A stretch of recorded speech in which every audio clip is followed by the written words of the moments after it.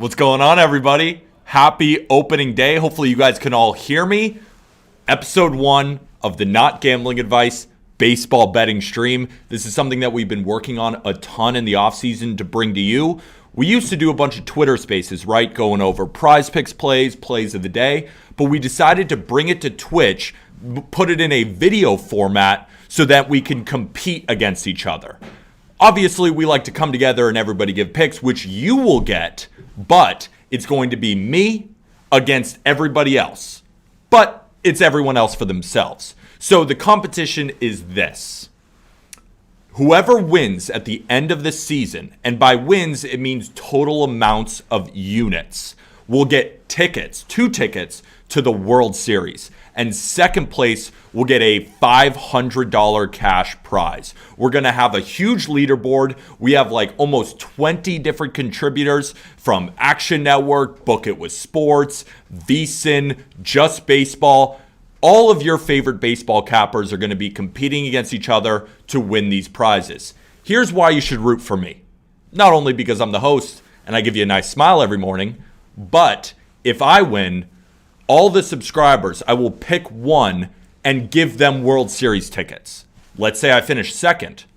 $500 cash prize is going to one of the subscribers of this channel. Just a couple of housekeeping things before we get into my picks and I show you kind of the schedule of how it's going to work. First housekeeping thing. All lines are courtesy of BetMGM. There's a sign-up code in the description of this Twitch channel where you can get a risk-free $1,000 bet.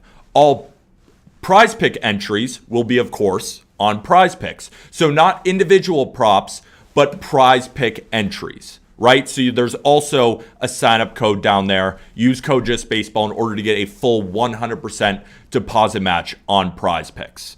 So the show notes, right? This is how the show is normally going to go. We're doing an early stream on opening day because games are coming in early.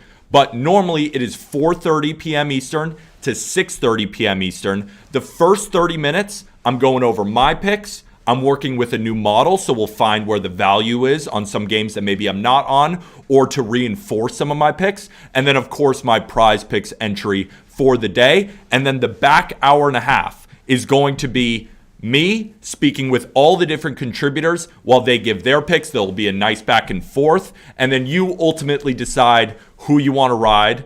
But of course, it's not gambling advice. So normally this is the portion where we do a recap of yesterday's picks, right? It's important to be transparent. There's going to be highs and there's going to be lows. We had a great season last year, winning 44.05 units, up 59.72 units over the past 2 seasons. But of course, there will be days where I go 0-4, and I sit here slumped being upset. Then there will be days where I go 4-0, and I'm the happiest person on planet Earth. We have to understand it's a long season full of ups and downs, but we're going to stay disciplined, and we're going to win, all right? A couple more rules. 1 to 3 units is the max. So you can't come in and say, oh, I'm putting a 20 unit max in order to get your units up, right? So it's play by play and they're all single game picks on BetMGM. Those are the lines we'll use. So to be consistent across the channel. So, and another thing, there might be a couple of bugs in this first stream, right? This is our first stream, opening day. We're working with a new software, so bear with us. It's going to be a fun time. I'm going to go through my picks, then the model, then prize picks entries, then we'll welcome on. We have 10 contributors today from all different walks of life. But my producer, Will Cohen, he's an absolute beast. He's working the P's and the Q's. I think that's the way you describe, pretty much. So why don't we start with my first pick of the day? So you're going to see some graphics here. It's going to look sick, right? Look at this. Look at that. You see that graphic down there? It's kind of cool. All right. Let's get into the first play of the day, which is the Cardinals money line at plus 105. Now, this line has moved to, on BetMGM, minus 110 or minus 105. I would play it as long up to minus 120 because on the model, which we will go over later, they simulate it 1,000 times, and they have the Cardinals as minus 136 favorites. So here's why I like the Cardinals money line against the Blue Jays today. My eyes really sparked up when I saw this line. I get the Cardinals at home on opening day in front of the best crowds in Major League Baseball with two pitchers that I find very fascinating. Alek Manoah is a guy whose peripherals are pretty concerning, right? 3.31 xERA last year, 3.97 xFIP. While Michaelis had a worse season than Alek Manoah did last year, the peripherals look very similar. We got like a 3.8 xERA with a 3.8 xFIP. So I think the pitching matchups are pretty similar. We look at offense, right? The Blue Jays can mash. They had one of the best lineups in Major League Baseball last year. The problem with that is that they lost Teoscar Hernandez. They went for better defense, which I respect of the Blue Jays, but their offense, unfortunately, I don't think is quite the level of last year. And I think the Cardinals can compete with one of the best lineups in baseball. Something that is you can't debate is the Cardinals have much better defense. And with the banning of the shift, I'm curious how Alek Manoah does today on the road. Another thing about Miles Michaelis, why I really like him. If we look at 2021, put up like a 4.2 ERA over the full season, but a 3.56 ERA at home. How about last year? Put up a 3.29, much better season. What was his ERA at home? You guessed it, in the twos. Really good pitcher at Busch Stadium. Alek Manoah was great both on the road and at home last year. We'll see. Peripherals are a little bit concerning. And the fact that I get the Cardinals as an underdog today, at home, in front of that crowd, give me the Cardinals. Money line, plus 105. I would take it all the way up to where the sim says, which is minus 136. And remember, just to recap, because of course this is episode 1 of the show, all of these picks will be recorded in the Pickett Sports app. We're working on the leaderboard right now, so you can go, let's say you missed the show, you miss any of my TikToks. I put my plays like 70 different places, but in case you miss all of it, download the Pickett Sports app, and you can see the leaderboard, all right? Let's go to my second favorite play of the day. And when I say second favorite, I lied to you because it's my favorite. I put 1 unit on the Cardinals to win 1.05 units. But this is my favorite play of the day. Look at Will Cohen. He's already got the graphic up. We're rolling. All right. We're going to talk about this in the model for a second. But the reason I love this so much is this is the model's biggest value play, right? The simulation, which simulates games 1,000 times, has this game at 5.5. And the line is 7. And I thought to myself, 5.5? Kyle Muller's on the mound. Have you seen him in spring training? Did you see him last year for the Braves? Hold the phones. I think I know why. Shohei Ohtani is really good. I don't know if you've heard about him, but he hits and pitches, and he's really fast, which don't forget that part. But he's developing into one of the best pitchers in the world. And against the A's, he is 2-2. And you think to yourself, the A's beat Ohtani twice in 4 times? Yes, they did. And the model is actually showing the A's money line as one of the biggest values of the day. But I can't give you A's money line. But what I can give you is the under. Because in those 4 games, Ohtani not only shoves, but every single one of those games last year went under 7 runs. I don't have to explain to you why I don't think the A's are going to hit. I think it's more important to talk about why the Angels, I don't think, are going to be that as successful as we think against Kyle Muller. So Kyle Muller is a fastball, slider, curveball guy, right? So we have to look at players who benefit the most from facing lefties with fastball, curveball, slider combinations. Who are the players that we got to watch out for? Mike Trout's pretty damn good, but he's not the best at hitting these lefty breaking balls. Not sure why, but he's not elite like he is in hitting 4 seams. So he's a guy we definitely have to watch out for because it's Mike Trout. But the most important player that I think we have to watch out for, the player who matches up the best against Kyle Muller, is Shohei Ohtani. But it's interesting. You go to Fangraphs splits, and you look at Ohtani when he's pitching versus when he's hitting. And a lot of fascinating stuff. And this is something to put in your back pocket for the rest of the season because he's going to throw every 6th day. Most likely because they'll roll through a 6-man rotation. Shohei Ohtani, as a hitter, when he pitches, put up a 118 WRC plus last year, basically meaning he is 18% better than league average. As a DH, a 142 WRC plus, 42% better than the league average hitter. What about slugging percentage? Because that's really what we got to watch out for, right? We don't want him hitting 500-foot nukes in the Coliseum to those 8 fans in the stadium who are going to catch them and run over and get them. His slugging percentage as a DH, 541. Amazing. He's an amazing hitter. As a pitcher, 381. Right? So we have a diminished version of a hitter of Shohei Ohtani, who's the one who matches up the best against Muller. You still have to watch out for Trout, Anthony Rendon, Taylor Ward. Those guys should get theirs. That's why I cannot actually give you A's money line, even though the model shows so much value. So I'm going under the total of 7, considering that the best matchup for Kyle Muller is not as good when he's pitching, and the A's cannot hit Ohtani. But they sometimes win 3-2, and every game last year went under the total. So I'm putting 1.5 units to win 1.43 units. Producer Cohen, cue the model. Look at that graphic. We love this. We are rolling, ladies and gentlemen. So bring out the models this segment. We are working with Ballpark Pal. And you can find Ballpark Pal. It'll most likely be available on our website, but you can also go to ballparkpal.com. They put out game simulations, and you might have heard about it because we talked about it in the Twitter spaces with all the weather forecasts. But I've been speaking with Aaron, who's the creator of Ballpark Pal, and I really like how he's formed his game simulations. So not only can we look at weather and factor that into overs or unders, like the A's game, the weather forecast is calling for one of the worst run environments in baseball. So let's get into, I'm going to bring you 3 lines. I'm not saying you should take them because we got to see, right? Rule changes, the model could change, all that kind of stuff. But it's just to show you value right now and kind of talk through it and see if it makes sense for you to wager on. So the first model screenshot of the day, Angels versus A's, right? So when we look at this model, you can see that the A's, they make a slight favorite. Now, it's hard to figure out why, but we also have to understand that the A's were terrible last year.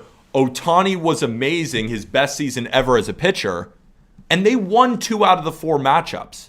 I'm not saying you should take the A's money line. What I am saying is don't take the Angels money line.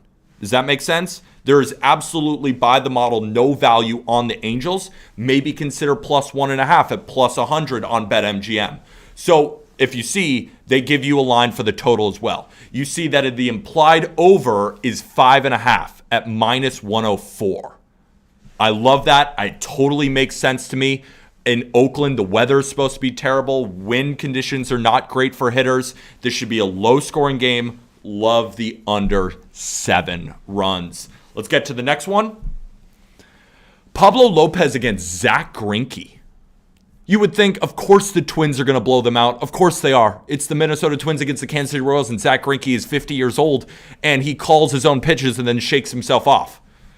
But here's why I almost thought about playing the Royals. Even though when we look at betting percentages, more money is actually on the Royals today, which I was kind of surprised about, and we see reverse line movement. So the model is showing the Royals should be a short favorite, but reverse line movement, a lot of betting practices will tell you should probably take the Twins in this matchup. I think it's a fascinating game. I was leaning the Royals initially because I think to myself, Zach Greinke at home was a much better pitcher than Zach Greinke on the road. And if Zach Greinke, this old man, is going to give you one good start over the entire season, wouldn't it be on opening day in his return back to Kansas City? Remember, he's a former Royal. I could totally see that happening. Also, when you factor in the fact that Pablo Lopez, this is his first game for the Minnesota Twins. How is he going to fare in a new environment, new teammates, new coaching, new everything? He might pitch well, but I kind of like the Royals today. All right, let's move on to the next. Corbin Burnes versus Marcus Stroman.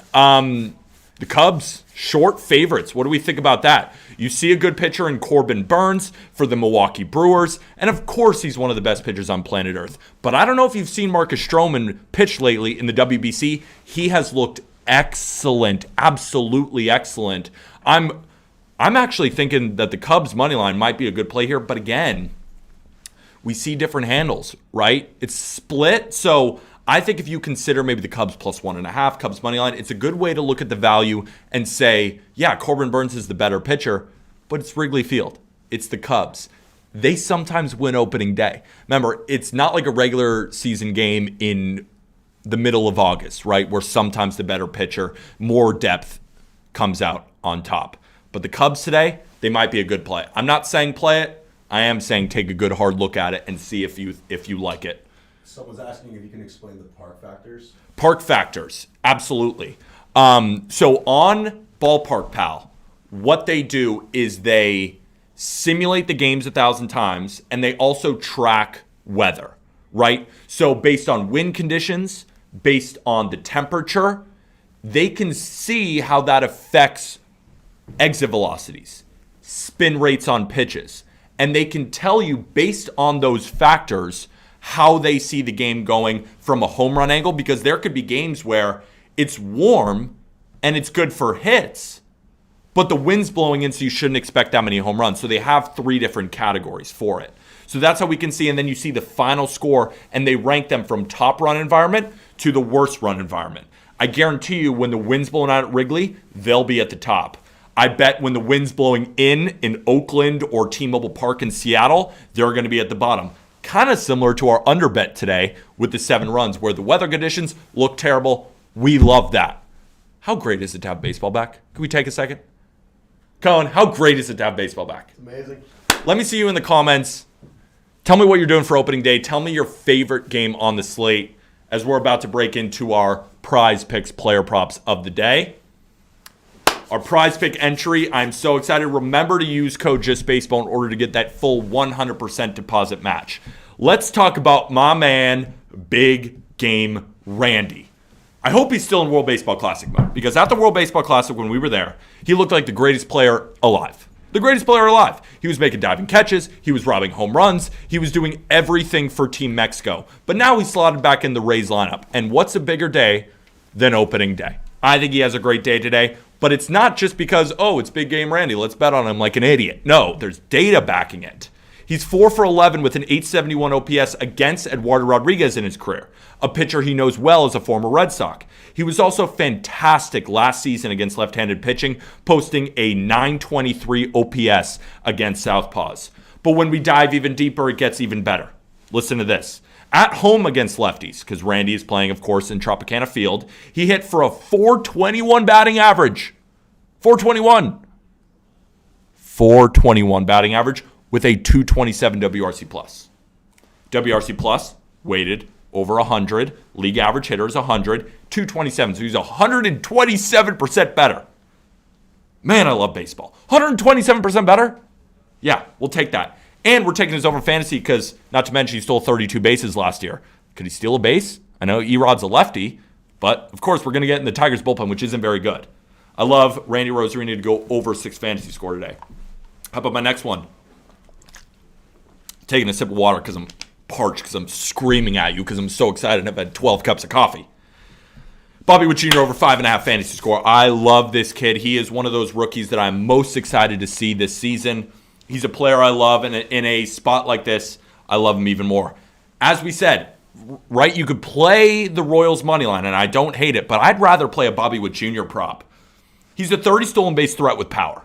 Look at those highlights. Dude rakes. Dude absolutely rakes. He was, he's going to face Pablo Lopez, making his first start for a new team. And weirdly enough, Pablo Lopez, ERA over 5 during the day. This is going to be a day game at Kauffman.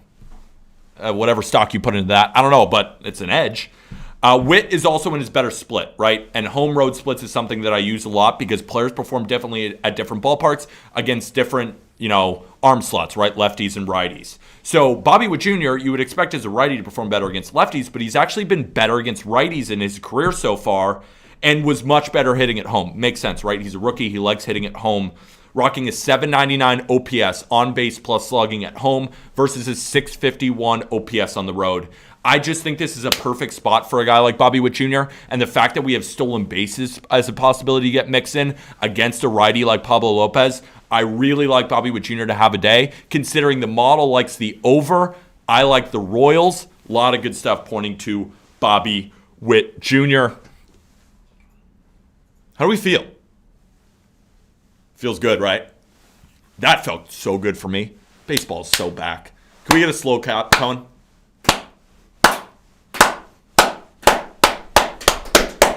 Come on!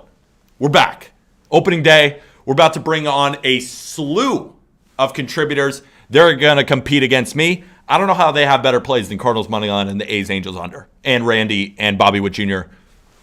as a prize picks entry. I don't know how they're going to do it. But they're going to try, and we're going to compete. And just another reminder, if I win over the full season, one of you who subscribes to our Twitch channel will be getting World Series tickets. If I finish second, how about a $500 cash prize?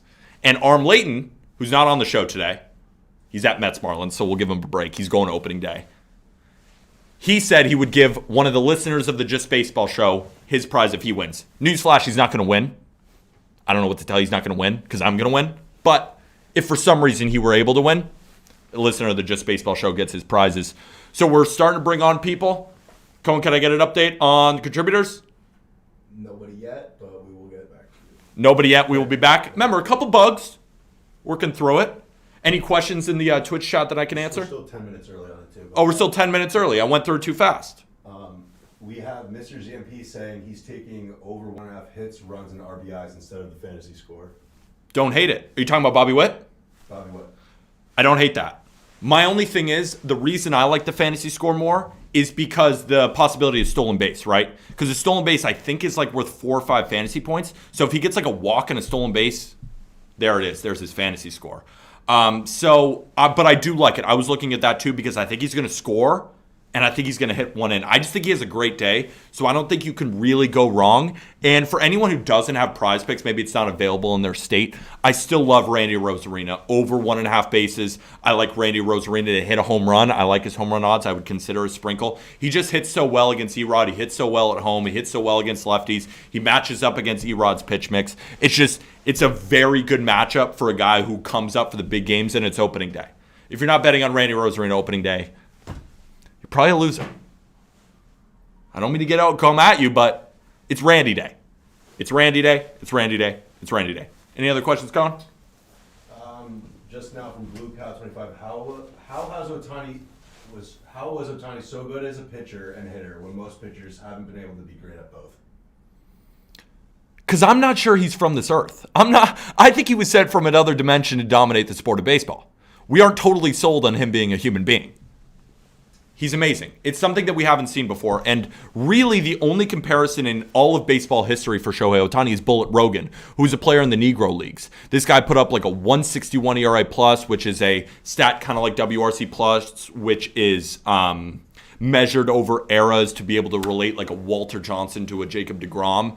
And that's better than Clayton Kershaw. He put up like a 156 OPS plus. That's better than like an Albert Pujols. But again, it was in the 20s, which I really respect the Negro Leagues. I think those were some of the greatest players of all time. I think Baseball Reference did them justice by relating it to the Negro Leagues because they were some of the greatest players of all time. And I think Bullet Rogan, if he was playing today, would be doing Shohei Ohtani type things. Hitter and a pitcher. People say Babe Ruth is the best comparison. Ruth didn't do it long enough. Bullet Rogan is your guy when anyone ever asks you for a comparison to Shohei Ohtani. It's Bullet Rogan. But one thing about Shohei Ohtani, not as good of a hitter when he pitches. When he doesn't, he's amazing.